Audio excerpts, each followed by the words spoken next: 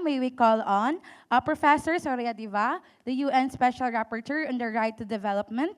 He's a former member of UN Working Group on Business and Human Rights, and Professor Deva's insights on development and human rights are invaluable. Let's give him a warm applause. And also, he was a significant person in developing and implementing the UN Guiding Principles on Business and Human Rights. And after his speech, we are going to have a Q&A session as well. And let's welcome him on stage. Thank you very much for having me. Hello. So I see some known faces, but many people I'm meeting for the first time. So it's really a great opportunity for me to share some thoughts and spend some time with you. Very important issues you have been discussing, I understand. So thank you, Johnson, for inviting me for this opportunity. I was looking at the number 35. So I was thinking, okay, there are institutions working longer than me in this field, because I started working in the field of business and human rights, what we know as BHR, in year 2000. But 35 it means Clean Clothes campaign has been working longer. So that's good to see that you have been ahead of the curve in some of those particular issues. Over the years, I have learned quite a lot from civil society organizations, community groups, workers, trade unions, leaders. So for me, it has been a part of learning.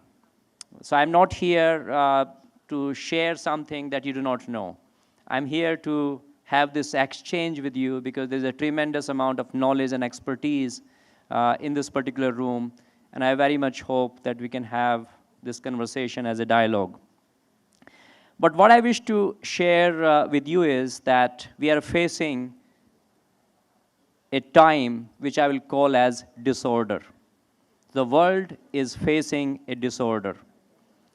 How do we find hope in this disorder? That is the message I'm trying to give to you. But let me start with the disorder first, that how this disorder is unfolding and what are the key elements of it. And I will mention to you 7 strands of this disorder for your consideration. Let me start with the standards. In the field of business and human rights, BHR standards, like we're talking about OECD guidelines, UN guiding principles, ILO declaration, so on and so forth. And some of you may disagree with me, but these standards are very much colonial in nature because they do not reflect the lived experiences and the ground realities of people, workers, trade unions, and businesses in the global south, in developing countries. And I will take a couple of examples to illustrate my point. Now, UN guiding principles are much celebrated, and I was part of the working group, and I promoted them and then focused on the implementation. But I consider myself to be a critical friend of UNGPs. I'm not a blind supporter of anything.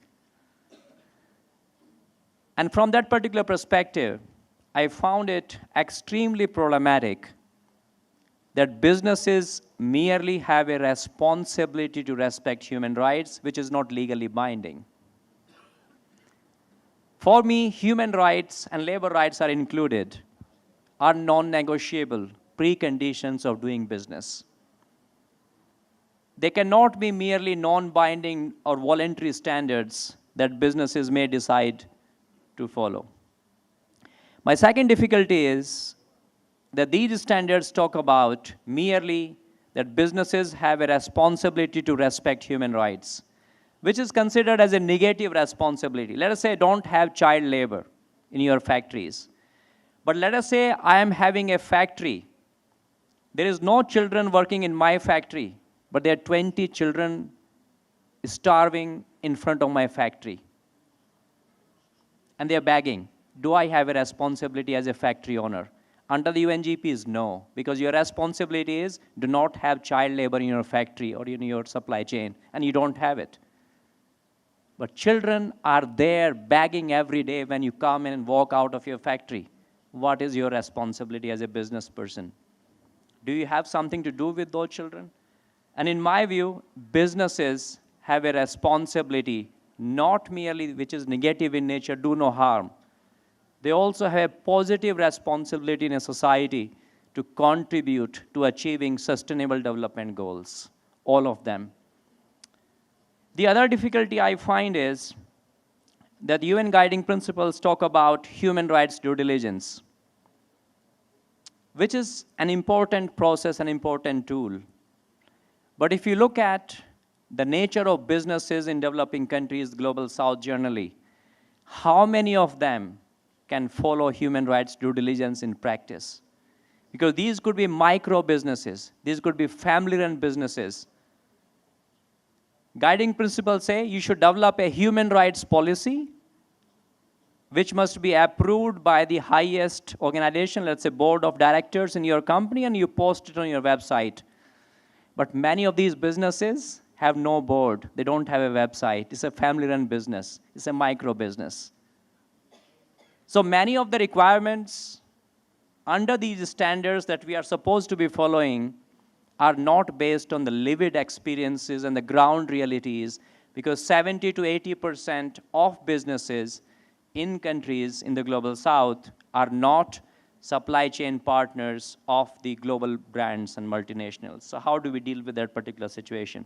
So that is my first disorder that I'm talking about. We are dealing with and trying to implement the standards that have been imposed on us by someone else who is trying to attain a particular agenda. That's my first difficulty. That's why the colonial nature of it. The second is that the World Bank used to have a system called ease of doing business. Now the World Bank has discarded this because there were some allegations of corruption and all that. But in practice, many governments still follow this obsession of ease of doing business. So the focus of these governments is to create an environment where businesses feel comfortable in this idea, and that means dilution of labor laws, undermining the independent trade unions, because businesses, many of them at least, in my experience, they don't like labor laws. Many businesses do not like the idea of independent trade unions because they create disruptions, they create strikes, they demand collective bargaining. And why would you like to have those things if you have an option not to have it? So that is my second difficulty that we are dealing with this disorder. The third difficulty that I have is corporate capture phenomena, which refers to a situation in which the government of the day is basically run not by real politicians, but by businessmen. And I'm using consciously men, because most of these are men, not business women. These businessmen are running behind these politicians, pulling the string and telling the government what to do, what not to do. And I would like to go back in history. When British East India Company was created in the year 1600, that point of time, if you wanted to start a company, how will you start a company? You go to the Queen with folded hands and seek for a charter. Can you please give me the charter? I want to start a company. So you see the power. The king or the queen had the power to start a company. But now what happens? The prime minister or the president of a country visits another country, and that prime minister visits the headquarters of the company. Are you getting my point? See the power equation, how it had changed. So earlier, business people will go to the head of the state, and they had the power, the head of the state, to revoke the license, to grant a license. And the license was granted for a company for 10 years and 20 years. Now, anyone can start a company. And these are the business leaders that will be hosting these leaders, and they will be asking for the investment and all that. So I think that is the second issue I want to highlight. Sorry, third issue, corporate capture. The fourth issue is shrinking civic space. Now, civic space is shrinking, and I'm sure you have discussed that particular challenge. And both trade unions and NGOs are facing that particular challenge. Unfortunately, This is not limited to democracies or non-democracies. All over the world. I come from India, the largest democracy, so-called. I'm sure there are some people from India in this room. And I'm sure you will agree with me, it is extremely difficult for NGOs and trade unions to operate in this largest democracy at this point of time. And of course, we have another very big country, which is not a democracy, and there also it is quite challenging for trade unions and NGOs to work. And then if you combine the population of these two countries, we're talking about a very large population of the world, right? So what I'm trying to highlight here is, and do not forget, a new president that started the government in another part of the world early this year. And the kind of policies that president is bringing, whether it's about diversity, equity, and inclusion, or climate change, or anything for that particular matter, or migrant workers, you know.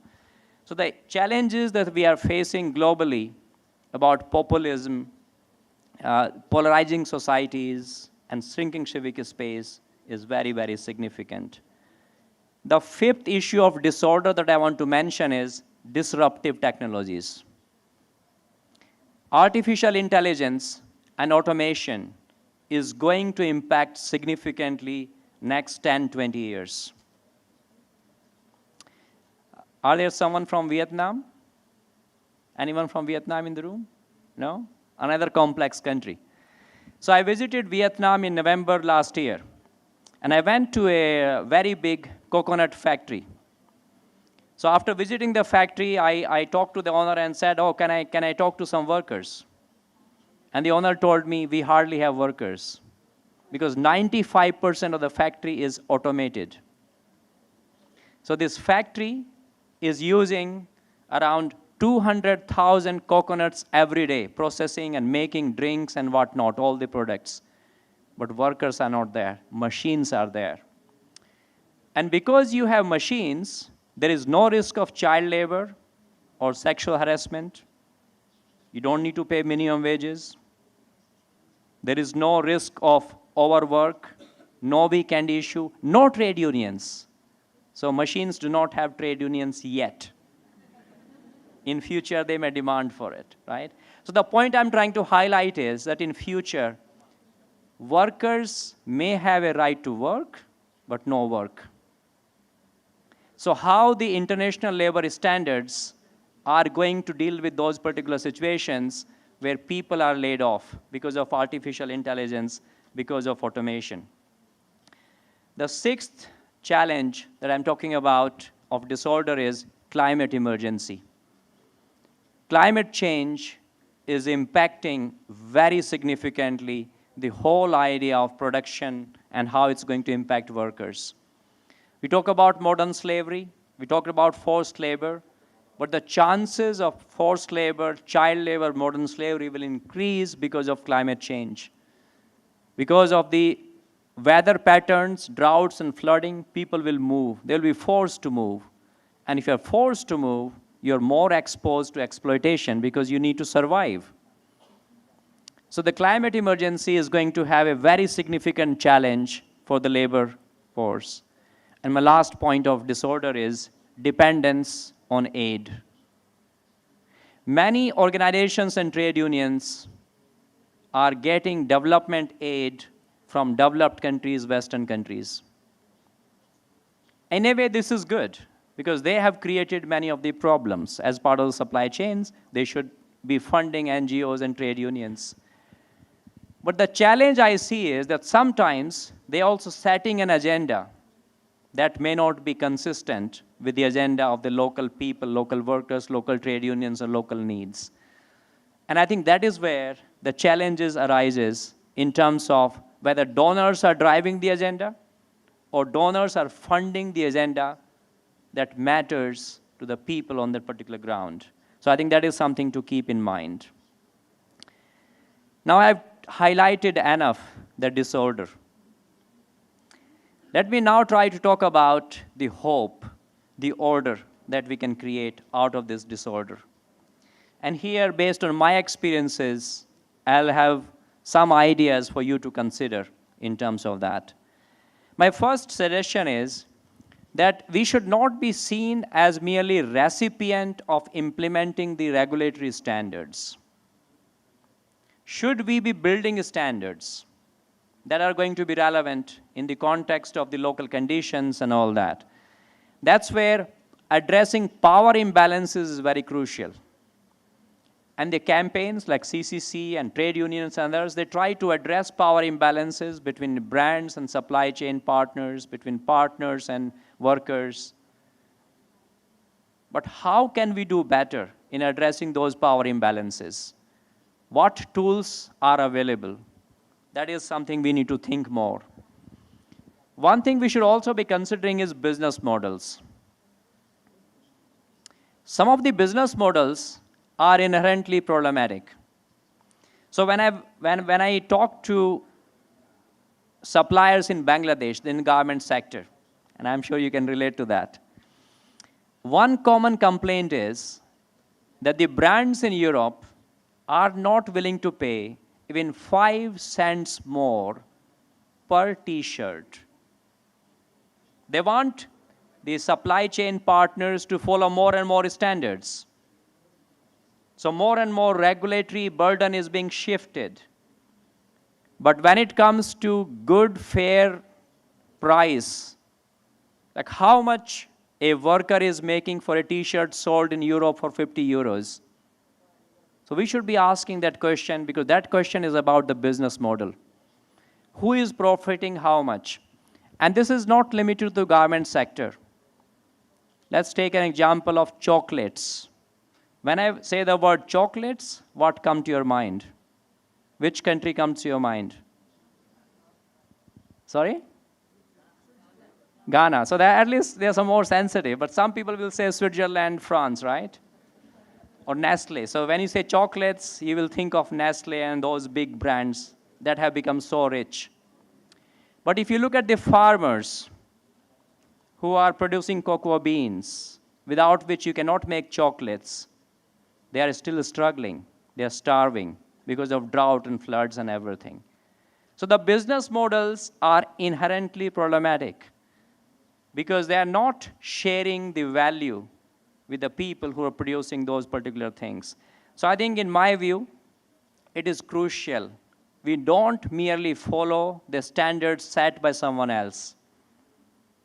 We need to create standards and build an alternative vision for the globe. So we are not merely recipient, we have agency, we have power, and we need to articulate those powers, dynamics. The second issue I want to suggest for your consideration is that we need to build new alliances. Trade unions typically did not collaborate with civil society organizations, typically. There are some exceptions. That is changing for good in my view.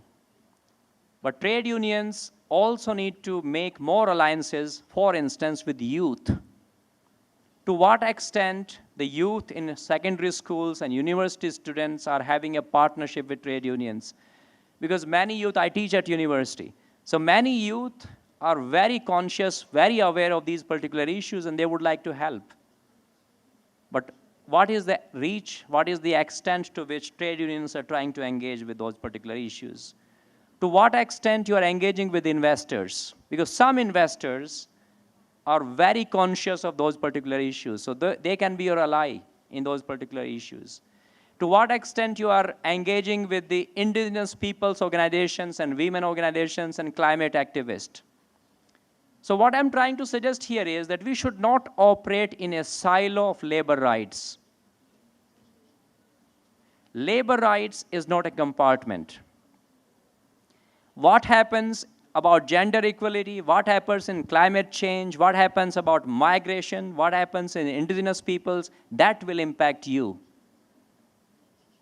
So I think we need to make more alliances with those partners so that we become more powerful, because the impact we can make is because of those alliances. The other thing which I have learned is, and I'm sure Clean Clothes campaign does that and many other NGOs are doing it, lived experiences. Can we try to bring business leaders and the chief executive officers to visit factories.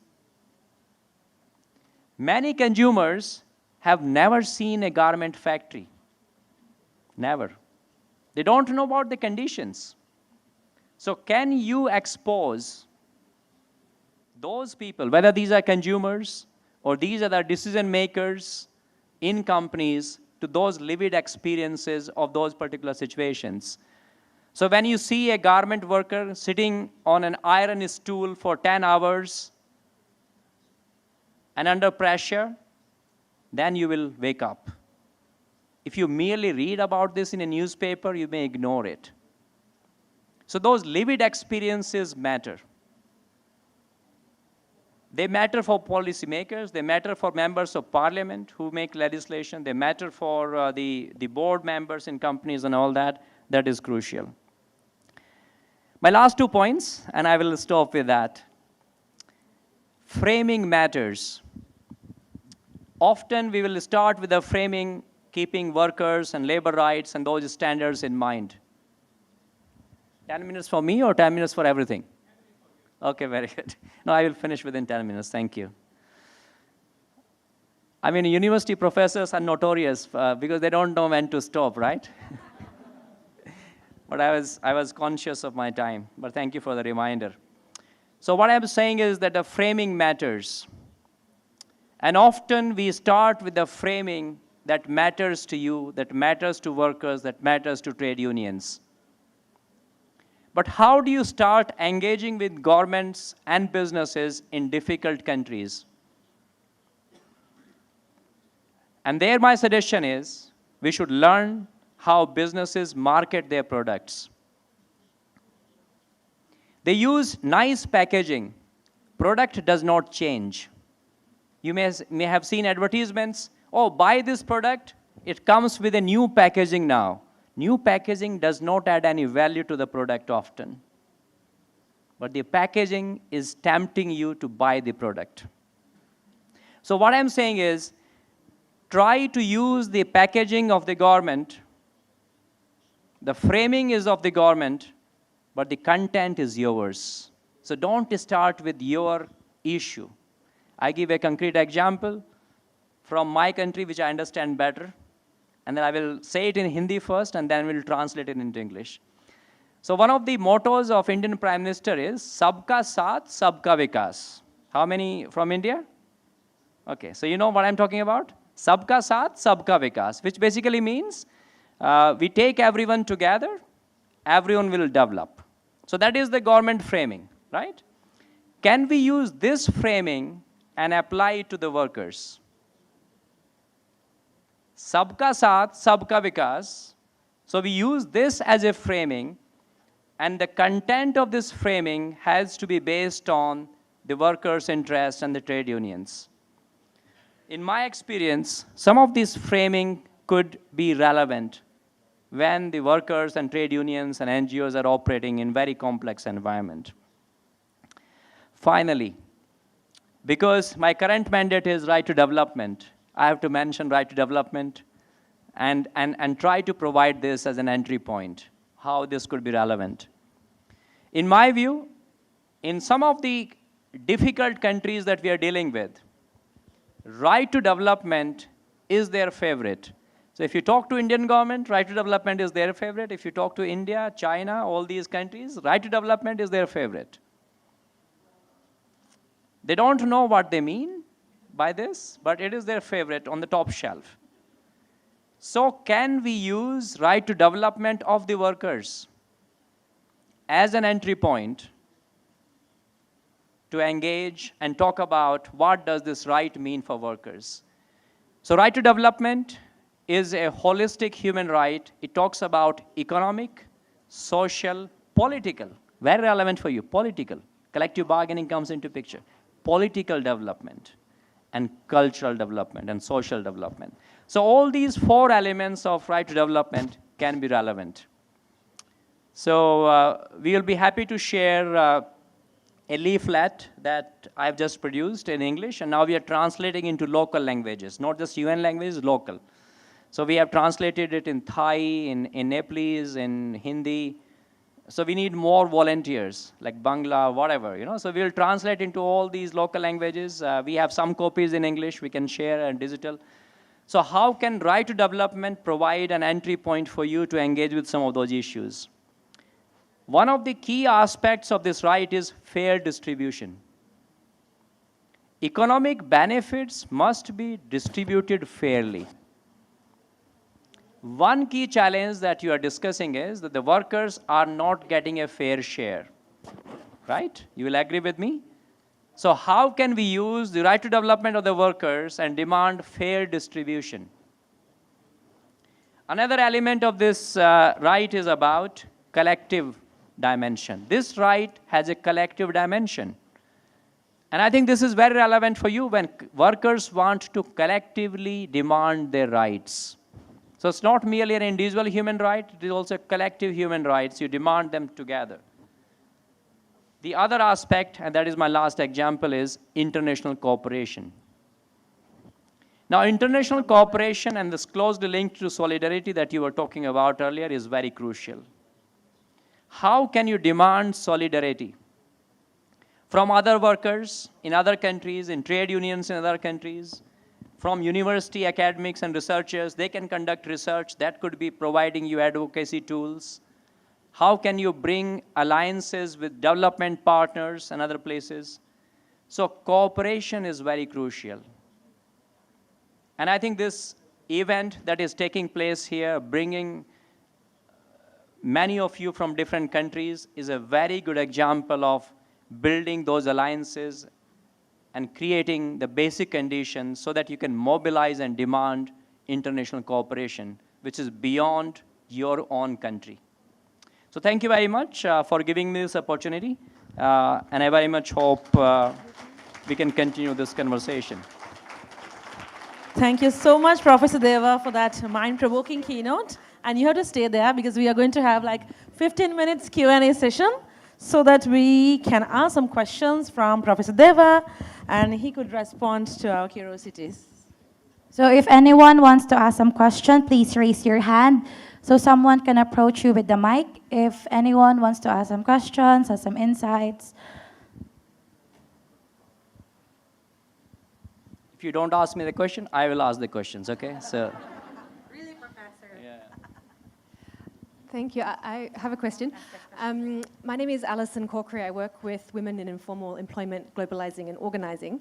And one of the occupational groups we support is home-based workers, many of whom are subcontracted piece rate workers at the very bottom of global supply chains. But because they're not classified as employees, they're almost completely excluded from labor law. And so one of the things we've been reflecting on and thinking about is how to leverage the power of human rights, including the right to development, which includes a range of rights to work and rights at work that apply to everyone, in order to make the case for the strengthening and kind of reconfiguring of labor law so that it doesn't continue to be based on this binary between employee and non-employee and exclude almost 2 billion workers in the global economy. So any reflections on the connections between human rights and how to leverage human rights to make the case for labor law reforms would be great to hear. Thank you very much, Alison. Do I answer the question one by one, or do we collect the questions? What is, just answer, okay. So I think it's a very good question. Are there anyone from ILO in this room? No? No? Okay. Because one thing that I have debated with ILO colleagues as part of the UN system is that ILO focuses, let us turn informality into formality. Let's formalize the economy as if formalization is going to fix everything. So ILO is obsessed with the formalization of the economy. And I keep reminding these ILO colleagues that sometimes informality may be better, because formalization also has a cost. But even if you want to formalize, that is fine. This will in itself not address all the issues, because many challenges we are talking about is in the formal sector. Supply chains of the multinationals are formal. But coming back to your point is, in my view, we need to create dignified work. And all these distinctions were relevant in the old times. Now people are working from home, for instance. So what is your occupational health and safety issue? So if I am working from home and I injure my back, am I at work? Whether occupational health and safety law applies? If my partner is committing domestic violence while I'm at work, whether the employer has any responsibility? So what I'm trying to suggest here is that the traditional ideas that someone is an employer and employee, those things are not going to be relevant in future. So we should develop standards which are creating a dignified work and life for anyone. Whether it is a care economy worker or informal economy worker, it does not really matter. Because then we have gig economy worker who are neither working from home, but they're also not employees. So it's a spectrum. And I think that is where creating that dignified life, human rights could become relevant because they are not tied to this idea of employer-employee. Thank you. Yes, I think we still have one question. Yes. Sorry. So thank you so much, Dr. Surya. It's really a pleasure having you here. And I'm Laila from Pakistan, and I'm working in HomeNet Pakistan. And as HomeNet Pakistan... We met in Kathmandu, right? Yes, we have met several times. Several times, okay. So HomeNet is a member of CCC. So my question to you is, you mentioned about the engagement. So you mentioned about investors, engaging with investors. What about engagement with brands, suppliers and brands with regard to paying minimum wage or at least like the skilled labor wage to the workers? So I think that is a critical point. So I want to get your point of view on that. And with regard to the informalization, I think that's a big debate within the ILO also and within all the countries also. So there are countries where there is a recognition for the informal workers and through legislations, but still we don't have the implementation of those policy. The reason being, again, the transition from informal to formal.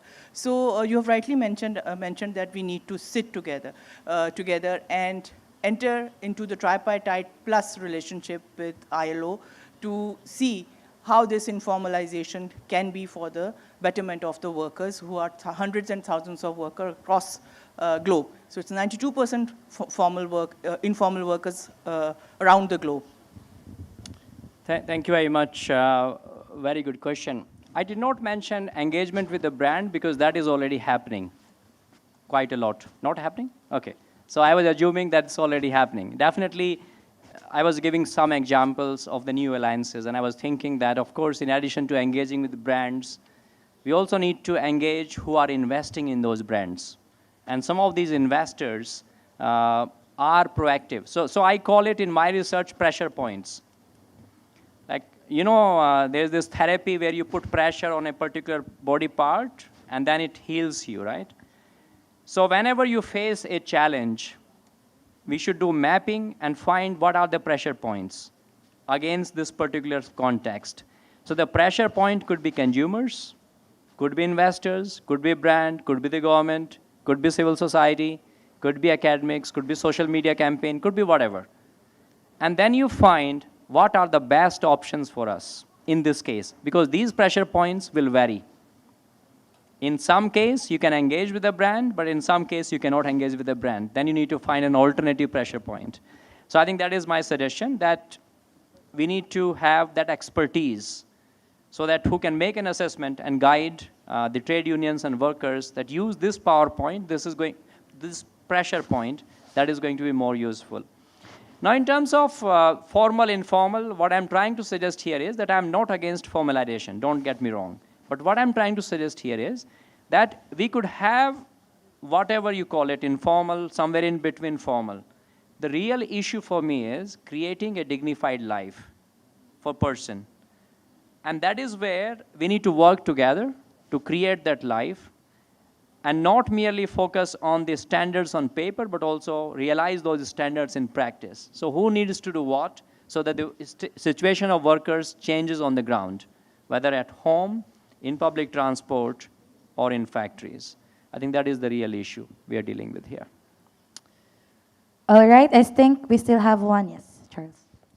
Yeah, In your presentation, you hinted in a sense that maybe even Clean Clothes campaign needs to actually make a radical shift. Because you talked about the struggle, you talked about collaborations with other groups, the climate change groups, the indigenous peoples groups and all these things. So in sense that Clean Clothes campaign, we have been focusing on textile and garment. Is it time or strategically wiser now to actually expand it, to actually include workers and unions and other sectors of work? That is one. Then you also talked about the coconut factory in Vietnam. And saying that the problem that is arising now, it might not be if we are just focusing on workers, because we are going to have a string or large number of growing unemployed. No more workers, no more part of the union. So should we also be this thing? Maybe if you can tell us if you have got some suggestions and ideas to help us in the future, because we can't be doing the same thing for 35 years. We might need to be radical and change our approach and strategies. Ideas, please. Thank you. In my remarks, I was not giving any advice to Clean Clothes campaign, so I normally don't give free advice. Right? But of course, I'm happy to talk with them and brainstorm. In my view, when the Clean Clothes campaign started 35 years ago, the organization was ahead of the curve. That's my thinking. But next 35 years will be very different. The landscape is going to shift very quickly because of the disruptive technologies, the climate change impacts and all that. So some core values will remain the same, which is to create dignified life for workers and their rights are protected by the brands and anyone else. But how do you achieve those goals? I think we may need to think beyond the typical strategies in my view. And I think that's where we need to look beyond garment sector. For instance, one issue that is going to become quite relevant is degrowth. How many of you have heard of degrowth? Oh, quite fair bit, right? So in Europe, or let us say in developed countries, the idea that is getting popular is degrowth, which basically means why am I buying as a consumer 5 t-shirts? Just buy 2. I'm simplifying degrowth, but that means, let's say, instead of 5 t-shirts, I should only buy 2 t-shirts because I can manage and survive with that. Now that will have a direct consequence on how many t-shirt orders the supply chains in the global south are getting. So degrowth there, they will set the agenda and that will have an impact here. So we need to start thinking about those issues so that we are staying ahead of the curve, in my view. So I think there's something to think about. Now the second issue that, what was the second issue? Formality? Sorry, I forgot. Age. I'm getting old, right? What was your second question? Oh, can someone help us? Yes. Yes. Absolutely. Thank you so much for reminding. I think universal social security, in my view, is going to become a key part of the economy going forward. Everyone must be able to get some basic income as part of the play you are in the economy. Whether you are working or not, and for some people this may look, are we going back to the socialism or communism idea? But this universal social protection for everyone, basic needs, basic income, that will become very critical in my view, because as I mentioned to you, some companies will benefit tremendously from disruptive technologies. I gave you the example. If in the garment sector, where 75% workers are women, if the factory is going to introduce automation, these women will have no jobs. Factory is going to invest once. But after you invest once, then those machines can work 24 hours. There is no risk of sexual harassment complaint. There is no risk of paying maternity benefits, unfair dismissal, strike is not there. So how do we take care of those workers that have been laid off by this automation revolution, right? what is the responsibility of this company that is going to benefit from this automation? So here I think I'm hinting about some kind of a tax on these companies who are benefiting from these technologies. So revenue from that tax then should be used to provide some basic social protection to everyone. नमस्ते मेरो नाम इन्द्र म काठमाडौँ नेपालबाट मेरो चाहिँ सरलाई छोटो question छ कि हामी ट्रेड युनियन पनि 35 वर्षदेखि 40 वर्ष As we have been in the movement since 30 to 35 years, even 40 years, but the actual improvement or actual progress we should have made, that is actually missing, be it Nepal or South Asia or the whole world. So what would be the cause of that? Because we are not improving, and even the rights of the workers are shrinking. And mostly migrant workers or migration is going very much high, actually it's spiking. So what would be your opinion on this?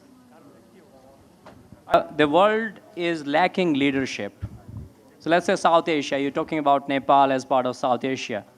So if we had visionary leadership in South Asia, one thing they can do is they can completely avoid all the conflicts. So we have a lot of conflicts in South Asia, right? India, Pakistan, India, Bangladesh, tension, conflicts, right? They are not helping any society, any country.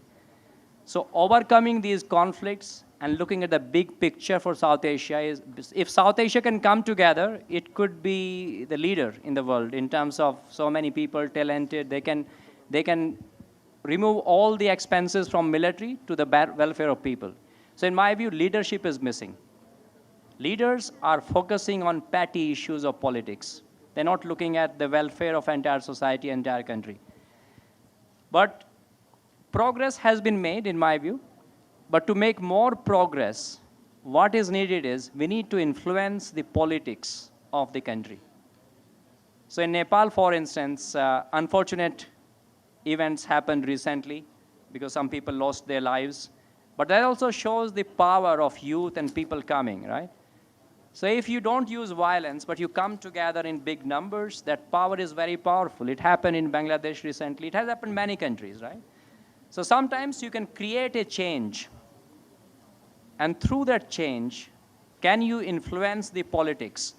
Because what we're talking about essentially is about politics.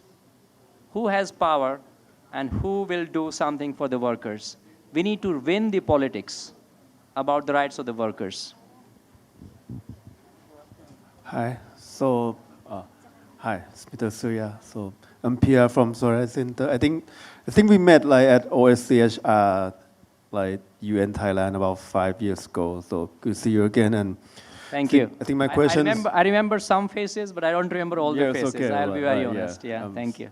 Yeah, but okay, my question is still going to be about politics. So I think probably since the League of Nations and then formation of ILO and also the subsequently the UN, I think since then the world has entered what you call the norm of interdependence, neoliberal, and it has been like this until recently or maybe this year. And so in terms of when you talk about workers' right campaign, and I mean even though people from labor movement or from civil society that we're not friendly with when you say neoliberal, but we gotta admit that some of the achievement that we have is somewhat related to that world order, such as you have the factory that don't pay compensation, and you focus the brand in the country that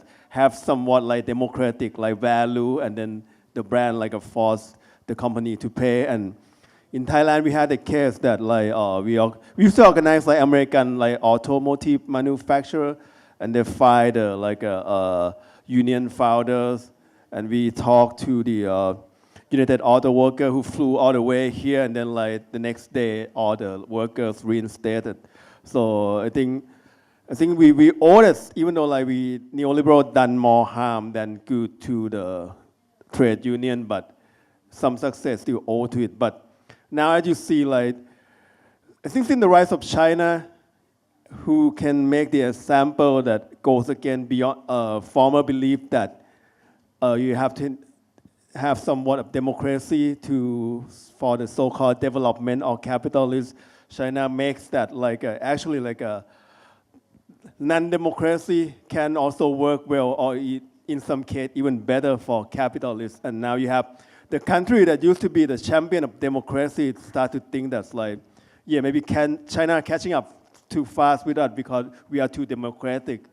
And I think so now it's quite scary, and if the world is moving in this pace, so I think in no time, there's not going to be no brand that's going to care when you file complaint to them about labor rights violation, or you say that company in their supply chain bust the union. So what would you suggest that the labor movement or the grassroots or civil society or whatever, whoever sit in this room, to cope with this if this is the future that we are facing? Very complex, interrelated issues you have raised. Let me try to respond. I think the United Nations or ILO that we have as organizations at this particular point of time, in my view, they are not fit for the purpose. They were fit for the purpose perhaps when they were created. In today's time, they need to change. Now the reform process, they call it UN80, is going on. I just wrote a blog. I'm not very optimistic that the reforms that are being proposed are going to be good enough. So I think we need more transformative change to fix the disorder. The neoliberal market economy or the whole idea of backlash against democracies is seen globally. I am a fan of democracies, but we also need to appreciate that democracies need to self-reflect. Because something in democracies is not working. Because democracies are not working for everyone, it seems, both politically and economically. They are benefiting only some sections of society. That's where the corporate capture element comes into picture that I was talking about earlier, right? So how do we strengthen and create real democracies? Not democracies on paper, but real democracies where people are participating, not just once in 5 years when you vote, but in the decision-making processes every day, every week, every month. I think that is not happening. So I think that needs to change. And I think one thing which the trade union movements and workers' organizations and movements can do better, in my view, is shape the political agenda. You have trade unions, and some of these trade unions are affiliated with certain political parties. Are we making enough use of those connections, and are we doing enough to shape the political narrative? If we have to do democracies and neoliberalism, if we have to fight back against those particular issues, I think we need to shape the politics. And I think that's where the consumers, the students, not just in Western Europe, but in your own country, could be your ally, because they also participate in those particular processes. So I think we need to build those alliances to become more powerful force. Thank you so much, Professor Deva. We're sorry that we can't take any more questions in order to save the time. So thank you so much for invaluable insights and your patience to answer all these questions. Thank you so much. I think, Professor, if you're still available to stay until the end of the program, I think people still has a lot of questions, if that will be okay with you. So.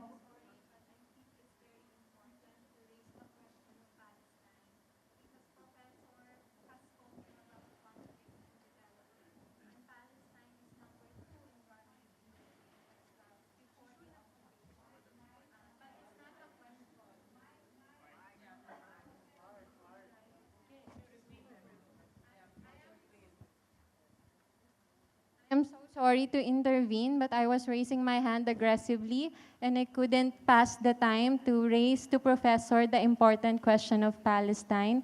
With all due respect, because you're the first to speak about here in colonialism, development agenda, and your role as important rapporteur. This is not a question, but rather a recommendation to everyone.